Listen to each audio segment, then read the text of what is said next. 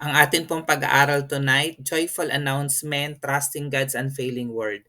So kukuhanin po natin yung ating main text sa Luke chapter 1 verses 26 to 38. So dun po sa ating main verse, ito po yung ating kinuha doon, yung sinabi po sa Luke chapter 1 verse 37. Sabi po dito ng salita ng Diyos, "For no word from God will ever fail, sapagkat walang anumang bagay na hindi kayang gawin ng Diyos." Yung verse natin pong binasa, it simply highlights the reliability of God's promises. Pag sinabing reliability, pag sinabi ng Diyos, may pangako ang Diyos, it will come to pass in His perfect time. Katulad ng ako na ibinigay ng Panginoon dito kay Maria. His power to fulfill His word and the assurance we can have in His plans. Kaya napakahalaga na meron po tayong pangako mula sa Panginoon na pinangahawakan kasi we are assured na in God's perfect time, mangyayari po yun sa atin. Ganun po ka-reliable yung salita ng Diyos. It ties together the announcement of Angel Gabriel to Mary, yung pananampalataya ni Maria, and of course, the overarching theme of God's faithfulness. So dito makikita po talaga natin yung faithfulness ng Lord kay Maria dun sa pangako na binigay na kay Maria na siya po yung gagamitin ng Panginoon para isila nga yung ating Panginoong Heso Kristo. So ang ating pong direction for tonight is number one, to recognize yung kahalagahan ng role ni Mary in God's plan.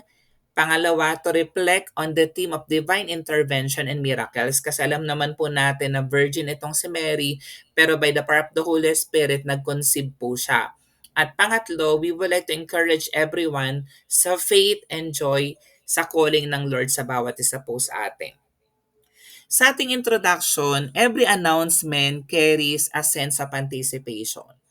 'Di ba? Kapag meron tayong narinig na announcement, talagang excited po tayo diyan. Looking forward tayo. We're anticipating. Katulad ng birth of a child, a wedding, or even a major life milestone, promotion, graduation, 'di ba?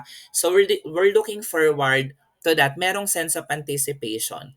But imagine receiving an announcement that would change the course of human history. So ganun po yung na-receive ni Mary. Si Mary, a simple young woman, receives such an announcement from the angel Gabriel. So this wasn't just an announcement about her life, but about God's eternal plan of redemption. And even up until now, 'di ba, naging part po tayo ng grander plan ng Panginoon na iligtas ang humanity at ginamit din ng Lord si Maria.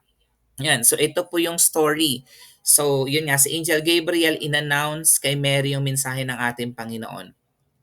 The message Mary received was not only earth-shaking, it was also joy-filled. It brought the promise of salvation. A Savior, alam natin kung sino yung Savior, si Jesus Christ, yung ating Panginoon tagapagligtas, who would rule forever. And of course, an unshakable assurance that God's Word never fails. So again, yung mensahe ng Pasko, hindi lang ito basta kapanganakan ng ating Panginoong Hesukristo, it even talks about the gift of salvation. At tayo mga Kristyano, tayo mga anak ng Diyos, meron po tayong role to share the gospel, the gift of salvation to other people as well. Yan, so lagi nating tatandaan that we should always start with the finished work of Jesus Christ sa cross ng Calvary. During the time of this announcement, balikan natin yung history. Israel was under the Roman rule and longing for the coming of the Messiah. So ito po yung kalagayan ng mga Israelites during that time. For centuries, God's people had been waiting for the fulfillment of the promises regarding a Savior. Kasi syempre, inaaral naman nila yung Old Testament, alam nila yung prophecy, alam nila na merong darating na Messiah. The angel Gabriel's message to Mary was a direct fulfillment of prophecies na nakasulat sa Isaiah chapter 7 verse 14 in the Old Testament. Sabi doon, the virgin. So alam natin, referring to Mary ngayon, no, sa binabasa natin sa New Testament, will conceive and give birth to a son and will call him Emmanuel. Emmanuel, Jesus Christ, ibig sabihin, God is with us. Kasama natin ang Panginoon. Sa Tagalog, dahil dito si Yahweh mismo magbibigay sa inyo ng palatandaan, maglili ang isang dalaga at magsisilang ng isang sanggol na lalaki at tatawagin sa pangalang Emmanuel. Mary herself was a young Jewish woman engaged to Joseph. So, typical woman, syempre, engaged siya during that time with Joseph. And Joseph is a carpenter from the line of David. Pero despite ng humble status ni Mary, she was chosen by God to play a pivotal role in His plan of salvation.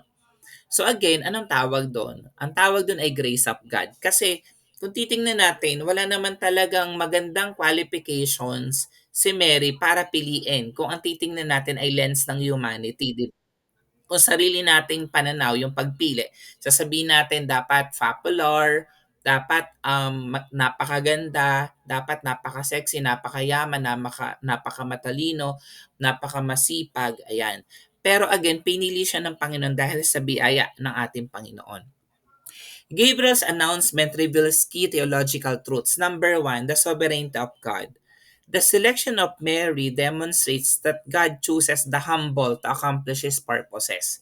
Sa unang Korinto 1.27, subalit pinili ng Diyos ang mga naturingang hangal sa sanlibutan upang hiyain ang marurunong at pinili niya ang mga naturingang may hina upang hiyain ang malalakas. So napakaganda talaga. Sovereign ang Lord, alam ng Lord, the Lord is always in control at hindi nakatingin ang Lord sa qualifications po natin, kundi yung willingness natin na sumunod sa kanyang kalooban. Pangalawa, it even talks about the incarnation. Jesus is fully divine, 100% God, Son of the Most High. Pero naging 100% man din siya nung siya ay born of Mary, 'di ba? Naging fully human din po si Jesus Christ. He is 100% God and 100% man. Pangatlo, God's faithfulness.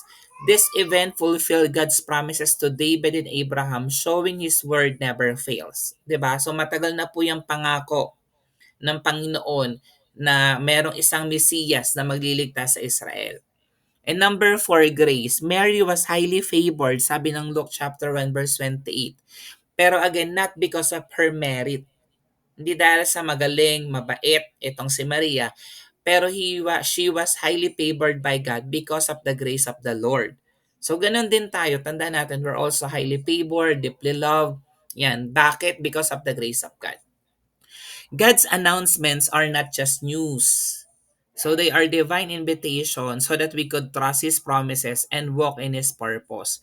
So hindi siya katulad ng isang balita lamang na lumilipas. So merong divine intervention, ibig sabihin, bagamat hindi na natin nakikita ngayon si Mary, 'di ba? 2,000 years ago, nag-resurrect na from the dead si Jesus Christ, pero still ang pinanghawakan natin yung salita na ating pinapakinggan kasi nga merong divine intervention, may pagkilos ang banal na spirito. So 5 points ang gusto kong iwanan po sa atin. Number 1, God's announcements bring favor. Sabi ng Luke chapter 1 verse 28, lumapit ang anghel sa dalaga at binati ito, magalak ka, ikaw ay lubos na kinalulugdan ng Diyos, sumasa inyo ang Panginoon. Gabriel greeted Mary as highly favored, affirming that God's grace is upon her.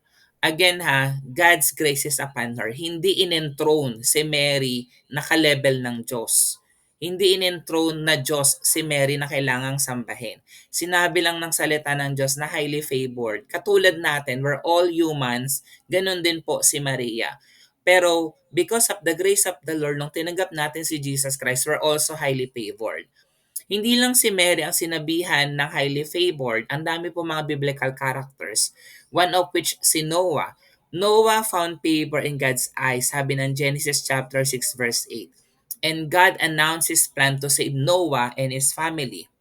So yan, parang pareho ng konteksto. Sabi ng Genesis 6, 7 to 8, so the Lord said, I will wipe from the face of the earth the human race I have created, and with them the animals, the birds, and creatures that move along the ground. For I regret that I have made them. But Noah found favor in the eyes of the Lord. In the same way, in the same manner, sinabi kay Maria, Hail, thou that art highly favored, the Lord art with thee. Blessed art thou among women. Yan. Ngunit si Noah ay naging kalugod-lugod kay Yahweh. So ano pong application nito? When God calls, tandaan po natin, He equips. Pero more than just the Lord equipping us, He equips us with His favor even when we feel unqualified. 'Di ba? So minsan kung titingnan talaga natin, hindi man talaga ako Pastor Rio, Sir Caldo na qualified, makasalanan po ako, marumi po ako, ang dami ko pong nagawang mali in the past. Hindi ko po kayang gawin yan, hindi po ako talented. Pero tandaan po natin, the Lord God will equip us with His favor, with His grace, katulad ng ginawa na kay Maria. Pangalawa, God's announcements require faith. Kung meron ka natanggap na balita mula sa Panginoon, syempre, sayang yung balitang yon. Sayang yung pangakong yon kung hindi po natin siya pananampalatayaan. 'Di ba sabi ng Luke chapter 1 verse 34 to 35, paano po mangyayari ito gayong ako isang berhen? 'Di ba totoo naman? Tama lang naman yung tanong ni Mary, paano siya magkakaanak? Virgin siya. Sumagot ang anghel, sa iyong Espiritu Santo at mapapasailalim ka sa kapangyarihan ng kataas-taasang Diyos dahil dito ang isisilang mo'y banal at tatawaging anak ng Diyos.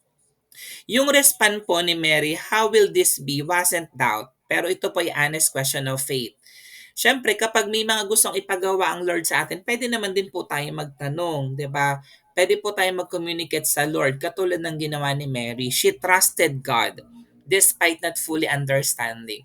So sa kanyang murang isip, hindi niya rin naman talaga to hagad maunawaan, di ba? Pero sinabi niya, mangyari sa akin ang kalooban ng Panginoon. Kahit na hindi niya naintindihan yung sinabi sa kanya. In the same way, ganun din yung ginawa ni Abraham. Abraham trusted God when told he would have a son in his old age sa Genesis chapter 15 verse 6. And it come to pass. Di ba kung ikaw man din yun, matanda ka na. So, maaring pagdudahan mo, magkakaanak pa talaga ako. Pero nangyari, nagkaanak pa rin si Abraham. Si Maria, na wala namang asawa, virgin, magkakaanak ba siya? Pero dahil sinabi ng Diyos, nangyari yung kalooban ng Panginoon. Si Abram ay sumampalataya kay Yahweh at dahil dito siya itinuring ni Yahweh bilang isang taong matuwid. God often calls us to trust Him beyond what we can see or comprehend. So laging ganun, tinatawag tayo ng Lord kung anumang sitwasyon ng buhay mo, gusto ng Lord magtiwala ka sa Kanya. Minsan, hindi natin ma-anticipate ano ba yung dapat kong panampalatayaan, ano ba dapat yung paniwalaan ko, ito yung current situation ko ngayon, di ba? Pero again, beyond what we can see, beyond our ability, hindi natin maisip pero kayang gawin ng Lord. Kailangan lang po nating manampalataya. When God speaks, it is not a question of it or if, but when. But no word from God will ever fail. Kasi minsan, di ba, nagtatanong pa tayo, o sige Lord, susunod ako sa'yo. Kailan? Kailan mangyayari? Dapat naniniwala ka na pag sinabi ng Diyos, mangyayari yon. Ngayon hindi natin alam kung kailan, di ba? Pero meron kang assurance na mangyayari siya. So ang tawag doon ay trust. So alam natin na nagtitiwala dapat tayo kapag sinabi ng Diyos, gagawin niya. So kailangan lang natin maghintay at magtiwala sa Kanya. Pangatlo, God's announcements fulfill His promises. Yun yung maganda. Nangako ang Lord, ginawa niya. Sa Luke chapter 1, 32 to 33. Siya'y magiging dakila at tatawaging anak ng kataas-taasang Diyos. Ibibigay sa kanya ng Panginoong Diyos ang trono ng kanyang amang si David upang maghari sa angkan ni Jacob magpakailanman. Ang kanyang paghahari ay walang katapusan. So Jesus' birth fulfilled God's covenant with David, ensuring an eternal kingdom. 'Di ba nakalagay yan sa Genesis 21, 1 to 2, God promised Sarah a son and Isaac was born fulfilling his word. 'Di ba? And then up until now, we are all heirs of Abraham. So kung hindi po nagkaanak si Abraham at saka si Sarah, 'di ba? So matatapos yung kingdom, 'di ba? So in the same way, ganun din kay Jesus Christ. Of His kingdom there will be no end. Sabi ng Luke chapter 1 verse 33. Pinagpala ni Yahweh si Sarah at tinupad ng kanyang pangako. Ayon sa panahong sinabi ng Diyos, si Sarah nga ay nagdalang tao at nanganak ng isang lalaki kahit matanda na noon si Abraham.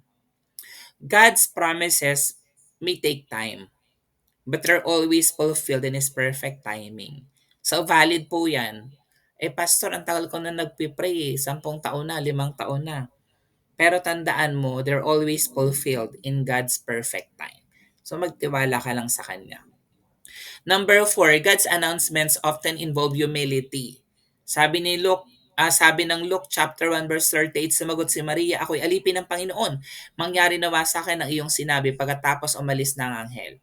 Mary's response, I am the Lord's servant, demonstrates humility and surrender to God's will. So in the same way, ganun din ang ginawa ni Moses, 'di ba? Moses initially felt inadequate when God announced His plan to use him to deliver Israel. Nakalagay sa Exodus chapter 3 verse 11. Who am I that I should go? Sabi niya, ano ako, utal ako, hindi ako magaling magsalita. Pero kahit ganun yung sitwasyon ni Moses, sumunod pa rin siya sa kalooban ng Panginoon. Katulad din ni Maria, I am the Lord's servant. Mary answered, may your word to me be fulfilled. Then the angel left her. Mangyari nawa sa akin ang sinabi ng Diyos. Yan. Sino po ako para humarap sa paraon at ilabas ang bayang Israel mula sa Ehipto? Sabi po ni Moses, totoo naman, in the same way, ganun din tayo. Sino ba ako, Lord, para gamitin nyo to share the gospel? Sino ba ako, Lord, para sino ba ako para piliin mo? 'Di ba? So minsan nagtatanong tayo sa Lord. Embracing God's plans often means humbling ourselves and acknowledging His greater purpose. So kailangan kapag may narinig po tayo na instruction from the Lord, i-humble natin yung sarili natin. Then, hayaan natin na mangyari yung kalooban ng Lord sa bawat isa po sa atin. Number 5, God's announcements bring joy and hope. Sabi ng Luke chapter 1 verses 37 to 38. Sapagkat walang anumang bagay na hindi kayang gawin ng Diyos. Yun yung ating verse na binasa. Sumagot si Maria, ako'y alipin ng Panginoon, mangyari naman sa akin ang iyong sinabi pagkatapos umalis ng anghel. Mary rejoiced in God's plan as seen in her Magnificat sa Luke chapter 1 verses 46 to 55. The announcement brought hope to her and the world. Yan. So ito po yung nasabi, nabanggit nitong si Maria dahil sa kabutihan ng Diyos sa kanya. Sabi ng Luke chapter 1 verses 46 to 55, at sinabi ni Maria, ang puso ko'y nagpupuri sa Panginoon at ang aking espiritu'y nagagalak sa Diyos na aking tagapagligtas sapagkat nilingap niya akong kanyang abang alipin. Mula ngayon ang latang tayo tatawagin akong pinagpala dahil sa mga dakilang bagay na ginawa sa akin ng mga kapangyarihan. Banal ang kanyang pangalan. Ang kanyang kahabagan ay para sa latang salinlahi may takot sa kanya. Ipinakita niya ang lakas ng kanyang mga bisig. Nilito niya ang mga may palalong isip. Tinanggal sa kanilang luklukan ng mga may kapangyarihan at itinataas ang mga nasa abang kalagayan. Pinasaganan niya sa mabubuting bagay ang mga kapuspalad at pinaalis ng walang dalang anuman ang mga mayaman. Tinulungan niya ang Israel na kanyang lingkod at hindi na kinalimutan kahabagan ito, tulad ng kanyang ipinangako sa ating mga ninuno, kay Abraham at sa lahi nito magpakailanman. Ayan, so napaawit na lang itong si Maria sa pagpupuri, sa pagsamba, sa kadakilaan ng Lord sa kanyang buhay. So katulad po ni Mary, our greatest joy comes from saying, I am the Lord's servant. Or kung ayaw mo ng servant, I am the Lord's son. I am the Lord's daughter. Trusting His plans even when they seem impossible. Yan. Minsan imposible, pero Lord, nagtitiwala po ako sa maganda po ninyong plano kasi walang bagay na hindi makapangyayari po sa inyo. Yung biblical example nito, yung nangyari sa Luke chapter 2 verses 10 to 14, the shepherds rejoiced at the angel's announcement of Jesus' birth. Ngunit sinabi sa kanila ng anghel, huwag kayong matakot. Ako'y may dalang magandang balita para sa inyo na magdudulot ng malaking kagalakan sa lahat ng tao. Isinilang sa inyo ngayon sa bayan ni David ang tagapagligtas, ang Kristong Panginoon. Ito ang inyong palatandaan, matatagpuan ninyong isang sanggol na nababalot ng lampin at nakahiga sa isang sabsaban. Biglang lumitaw kasama ng anghel ang isang malaking hukbo na maanghel sa kalangitan. Sila'y nagpupuri sa Diyos at umaawit, papuri sa Diyos sa kaitaasan at sa lupa'y kapayapaan sa mga taong kinalulugdan niya. So ang application nito, God's plans bring hope to our lives, even in uncertain circumstances. Katulad ng mga shepherds na ito, siguro amazed na amazed talaga sila. Nakita nila yung glory ng Panginoon in the highest, diba? Yung angel of God nag-worship, nagpupuri sa Panginoon kasi nga isinilang na ang ating Panginoong Heso Kristo. Yung ating conclusion, yung angel's announcement to Mary was not just a message for her. It was a declaration for all humanity. So hindi lang po ang kinakausap dito ng Lord ay si Maria. Tayo pong lahat ang kinakausap ng salita ng Diyos na ating nabasa. Through her obedience, the Savior of the world came into this broken world to bring hope, redemption, and eternal life. Again, hindi po ito nakabase kung sinong tao yung gagamitin. Nakabase po ito sa plano ng Diyos. Kung hindi po sumunod itong si Mary, may ibang gagamitin ng Panginoon. In the same way, ganun din tayo. Kung tayo po'y tinawag ng Lord sa isang ministry, then ayaw po natin siyang gawin, may gagamitin ng Lord. Mangyayari pa rin yung plano, yung kalooban ng Panginoon. So magpagamit na po tayo sa Lord. Just as Mary responded with faith, humility, and joy, we too are invited to respond to God's call and announcements in our lives. Remember, God's word never fails. His plans for us are good and filled with hope. Sabi nga ng Jeremiah chapter 29 verse 11, sapagkat batid kong lubos sa mga plano ko para sa inyo, mga planong hindi ninyo ikakasama, kundi para sa inyong ikakabuti. Ito yung mga plano magdudulot sa inyo ng kinabukasang punong-puno ng pag-asa. So every time na nawawalan ka ng pag-asa, alalahanin mo yung magandang plano ng Diyos sa buhay po natin at patuloy po natin itong panghawakan. So, paano po natin to ma-apply yung mga salita na ating napakinggan? Number one, reflect on God's promises. Ano ba yung in-announce ng Panginoon sa iyo sa pamamagitan ng kanyang salita? Maaring hindi mismong ikaw yung nakabasa, maaring may ginamit ang Lord para sa iyo, maaring pastor, maaring pagkakataon, sitwasyon ng buhay mo. Ang point dyan, trust that His promises will never fail. Pangalawa, respond in faith and humility. Katulad ni Mary, be willing to say, I am the Lord's servant. May your word to me be fulfilled. Mangyari sa akin ang kalooban ng Diyos. Pangatlo, sana this Christmas we share the joy of the gospel. Katulad ng announcement ng angel, yung good news to Mary, we're also called to share the good news of Jesus Christ with others. Sana gawin nating opportunity ito para maibahagi natin si Jesus sa ibang tao na magkaroon din sila ng relasyon sa Panginoon. And number four, trust in God's timing. God's announcements often come with a waiting period. Maring tayo ngayon, nasa waiting period tayo sa mga bagay na pinagpe-pray po natin. So trust Him even when the outcome isn't immediately visible. Maring di pa talaga natin siya nakikita, pero ang mahalaga, tayo ay nagtitiwala sa Kanya. So ang challenge po sa atin this week, take time to share the joy of Christ is coming with someone in your life. Be a messenger of hope, just as Gabriel was to Mary. Tayo pong manalangin, Panginoon, salamat, O God, sa salita na aming napakinggan, the joy of announcement. Salamat, Panginoon, alam namin ito po ay nangyari na 2,000 years ago, pero alam namin na yung mensahe na aming napakinggan ay para sa amin, Panginoon. Alam namin, Lord God, na nais nyo na kami po ay mag-share ng inyo pong gospel to others, na si Jesus Christ ipakilala namin sa mahal namin sa buhay, Panginoon, na sila man din ay magkaroon ng malalim at personal na relasyon sa inyo, Father God. I pray, hallelujah, na kung ano man yung mga bagay namin pong pinagpe-pray, mga bagay na amin pong hinihintay, dalangin namin na patuloy kami magtiwala sa inyo, that in your perfect time, it will come to pass. Kaya Lord, salamat sa inyo pong pagsamba sa pangalan ni Jesus. Amen.